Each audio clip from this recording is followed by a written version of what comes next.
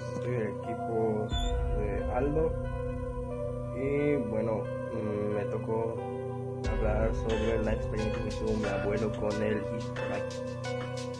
Bueno, según que me contó mi abuelo, el Ixtabay es una especie de ente mitológico que es caracterizado como una mujer, una figura femenina que seduce a hombres para luego pues matarlos. Según lo que me dijo, tenía un pelo largo y negro, vestía un vestido blanco y se deslizaba como una sirena. Según que el Ixtabay te puede matar estando borracho o no. Enamora a cualquier hombre que sea, según tengo entendido. Y según mi abuelo, él cuando era joven, por lo menos entre sus 40, me contó que el Ixtabay estaba cerca de su jardín, pues su jardín era casi un bosque por completo. Y según tengo entendido, el Ixtabay aparece en los bosques, te seduce y pues cuando llegas hacia ella te mata. Entonces mi abuelo vio eso y solamente se fue corriendo a su casa. Tenía miedo, o sea, obviamente era algo aterrador, pero si algún día llega a pasarme algo así, no quiero saber mi destino. Aunque bueno, si me la encuentro, yo creo que ya me sé el porqué.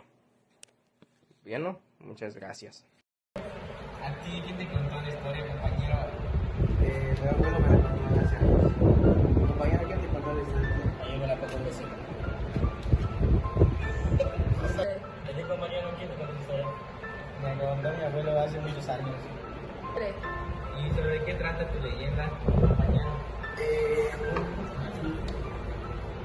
La Llorona se remonta la leyenda de la Llorona se remonta en la época prehispánica, cuando la luz azteca era adorada como una deidad asociada con la fertilidad, la maternidad y la muerte. La leyenda de la Llorona se remonta en la época prehispánica, cuando los dioses aztecas eran adorados como la deidad asociada a la fertilidad, la maternidad y la muerte. Después de la conquista española, la leyenda de la Llorona se funcionó. Según la leyenda de la Llorona, era una mujer muy hermosa y joven que se enamoró de un noble español. Sin embargo, cuando su amante se negó a casarse con ella, la Llorona se volvió loca de dolor y ahogo. Y a sus hijos en un río. Después de cometer este acto terrible, la Llorona se arrepintió y se ahogó a sí misma en el río. Las apariciones donde desaparece la Llorona, desde entonces se dice que la Llorona aparece cerca de dos ríos lagos, la Llorona buscando a sus hijos.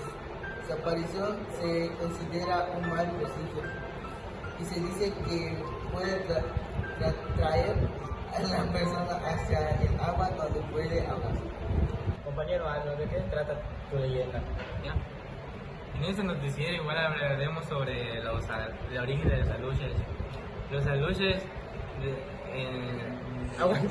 bueno, pues en este noticiero igual hablaremos sobre el origen de los aluches. Después de la leyenda de los aluches se remonta en la época prehispánica, cuando creían que, bueno, pues en este noticiero hablaremos sobre el origen de los aluches. Pues en el origen de los aluches la leyenda se remonta en la época prehispánica, cuando los mayas creían que los seres eran espíritus guardianos que de la naturaleza y de los animales. Se decía que los aluches eran pequeños, de unos 30 o 40 centímetros, como podemos ver esta cosa. Vamos a decir que pues esto era como una luz, algo similar pues. Según la leyenda, los aluches son seres muy curiosos y jugadores que se divierten haciendo travesuras y bromas a nosotros, a los humanos. Sin embargo, también se dice que pueden ser muy peligrosos si se molestan o pues se les hace daño a ellos. Se cree que los aluches tienen el poder de hacerse invencibles y de comunicarse con los animales. Bueno, pues, compañero Yopet, sobre dónde se originó tu leyenda del Silbón. Pues mi vecino me contó que el Silbón se originó en la época colonial en Venezuela, en específica la región de Andes. Se dice que el Silbón era un joven que había sido condenado a muerte por un crimen que no había cometido.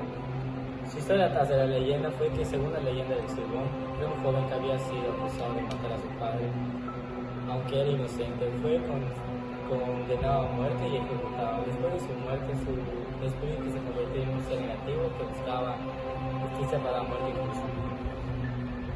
Se dice que igual cuando su chiflido se escucha a lo lejos es porque está cerca, y cuando está cerca es frío porque está lejos.